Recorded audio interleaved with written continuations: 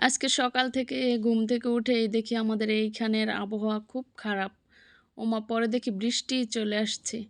Hello guys, আসসালামু আলাইকুম। কি অবস্থা সবার? আশা করি সবাই ভালো আছেন। আলহামদুলিল্লাহ আমরাও ভালো আছি।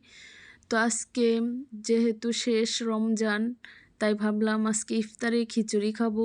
তার মধ্যে আবার বৃষ্টি, ঠান্ডা, ঠান্ডা ভাব। তাই খিচুড়ি রান্না করছি। দেখতে, দেখতে রমজান মাসটা চলেই গেল। এইবারের রমজান মাসটা মনে হয় অনেক তাড়াতাড়ি চলে গেছে। তো আর কি করার, এই তো আমি শুধু আজকে মুগ ডাল আর মসুর ডাল দিয়ে খিচুড়িটা রান্না করছি, চিকেন ছাড়া। আর পরে মনে হলো যে আলু দেই নাই। তারপরেই তো আমার খিচুড়িটা হয়ে আসছে। এই তো আমার বোন আবার এখানে চিকেন ভাজা ভাজা করছে আর কি, ঝুরা ঝুরা চিকেন রান্না করছে।